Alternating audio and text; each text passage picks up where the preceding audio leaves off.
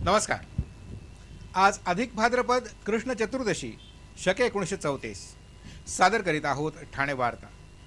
ठळक घडामोडी। ठाणे शहरातील रस्त्यांची सफाई यंत्राद्वारे करण्यास म्युनिसिपल लेबर युनियनचा विरोध। रस्त्यावर खड्डे खणणाऱ्या 11 मंडळांना महापालिकेच्या नोटिसा।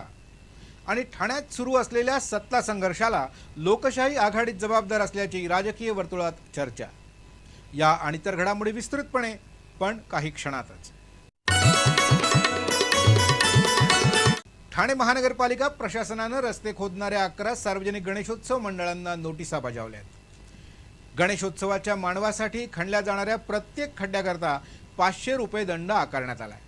सध्या महानगरपालिकेचे कर्मचारी शहरभर फिरून कोणत्या मंडळाने खड्डे खणले आहेत याची माहिती घेत आहेत। सार्वजनिक मालमत्तेचे नुकसान केल्याप्रकरणी 11 मंडळांना नोटिसा बजावण्यात आल्या। या 11 मंडळांकडून सुमारे 1.25 लाख रुपये दंड म्हणून वसूलही करण्यात आले। ठाण्यातील बहुतांश सार्वजनिक गणेशोत्सव मंडळं ही कोणत्या ना कोणत्या राजकीय पक्षांशी संबंधित आहेत। त्यामुळे अशा मंडळावर यापूर्वी कधीच कारवाई झाली नव्हती। पण आता महानगरपालिका आयुक्त आर राजीव यांचा दणका या महामंडळांना बसलाय। ठाणे शहरात यंत्राद्वारे साफसफाई करायला म्युनिसिपल लेबर युनियनने विरोध दर्शवला असून कंत्राटी कामगारांना सेवेतून कमी करण्यास औद्योगिक न्यायालयाने मनाई आदेश बजावलाय। ठाणे महानगरपालिकेने शहरातील 2 विभागातील रस्ते यंत्राद्वारे साफ करण्याचा निर्णय घेतला होता। यामुळे सुमारे 200 कंत्राटी कामगारांची सेवा खंडित होण्याची भीती होती। मुंबई महानगरपालिकेत देखील यंत्राद्वारे साफसफाई करण्याचा प्रयत्न झाला होता। यासाठी 80 मशीन्स खरेदी करण्यात आली होती। पण रस्ते साफ करताना रस्ता उखडला जात असल्याचा अनुभव तिथे येत होता। ठाणे शहरात कचरा संकलन आणि वाहतूक रिफ्यूज कॉम्पॅक्टरद्वारे विविध महापालिकांनी काळ्या यादीत टाकलेल्या कंत्राटदारांना ठेका दिलाय। या विरोधात मुख्यमंत्र्यांकडे तक्रार देखील करण्यात आली आहे। या सर्व प्रकारामुळे जवळपास 450 कंत्राटी कामगारांच्या नोकऱ्या धोक्यात आल्या होत्या।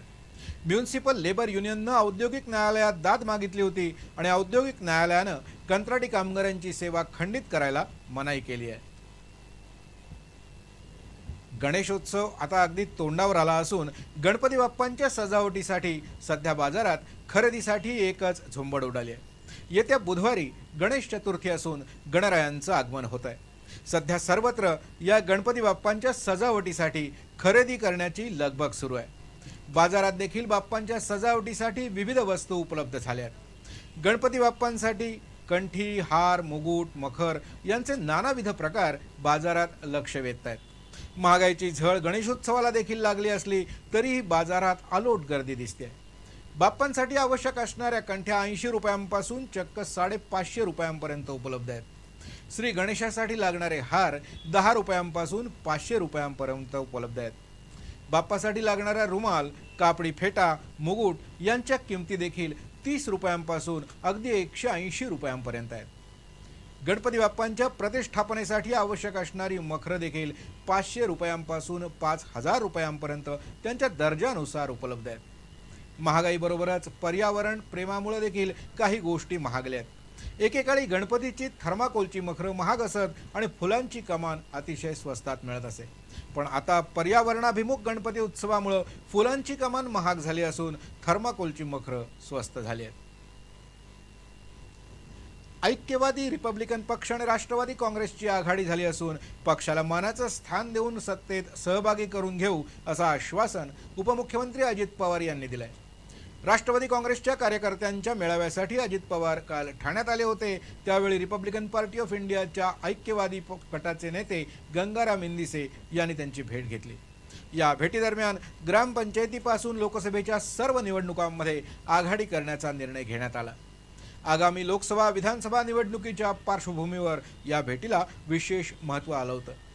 ठाणे महानगरपालिका निवडणुकीत शिवसेनेनं रिपब्लिकन पक्षाला दगा दिल्याचं त्यांचं म्हणणं आहे। त्यामुळे शिवसेना रिपब्लिकन पक्ष आठवले गट या महायुतीतून ऐक्यवादी रिपब्लिकन पक्ष बाहेर पडला असून त्यानं राष्ट्रवादी काँग्रेसला आपला पाठिंबा जाहीर केलाय। या बैठकीनंतर बोलताना आपण राज्यात दौरा करून समाज जागृती करणार असल्याचं गंगाराम इंदिसे यांनी सांगितलं।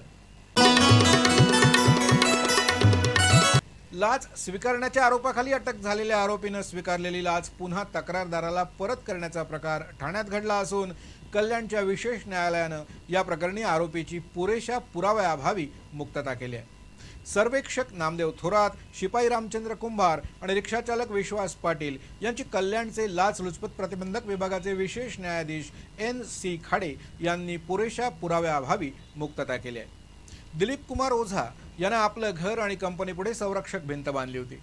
सर्वेक्षक नामदेव थोरात यांनी ओझा यांची भेट घेऊन त्यांच्याकडे भिंत बांधण्यासाठीची परवानगी मागितली।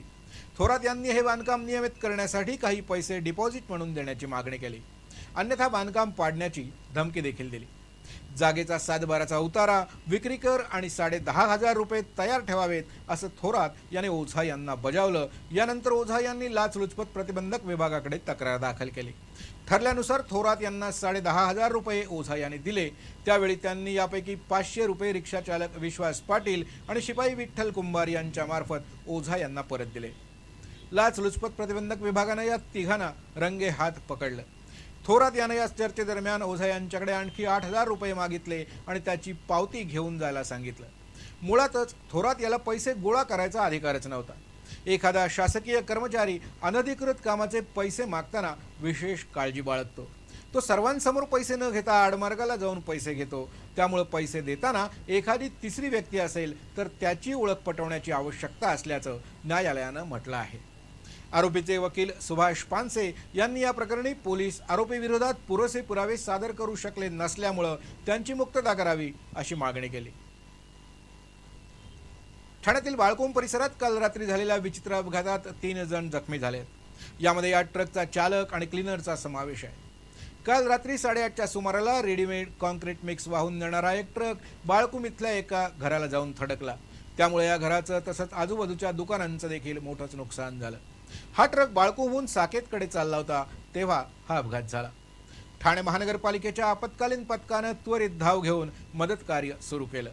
ज्ञानेश्वर मानकर, राजू यादव आणि बळीराम पाल अशा 3 जखमींना जवळच्याच रुग्णालयात दाखल करण्यात आलं।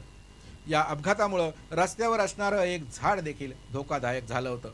त्यामुळे अग्निशमन दलानं हे झाड जमीनदोस्त केलं। ठाणे महानगरपालिकेचा कारभार सर्व पक्षांनी एकत्र येऊन न चालवल्यास महानगरपालिका बरखास्त करण्याचा इशारा उपमुख्यमंत्री अजित पवार यांनी दिला असला तरी आघाडीचे सदस्य कारभारात अडथळा आणत असल्याची चर्चा राजकीय वर्तुळात सुरू आहे। ठाणे महानगरपालिकेची सार्वत्रिक निवडणूक होऊन जवळजवळ 8 महिने लोटले तरी देखील महापालिकेचा कारभार सुरूच होऊ शकलेला नाही।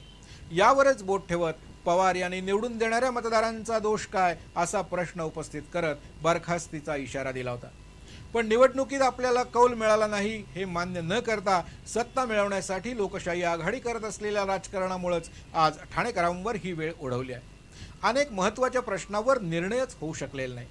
पेट्रोल डिझेलवरील जकात कमी करण्याचा प्रश्न अद्याप देखील मंजूर होऊ शकलेला नाही।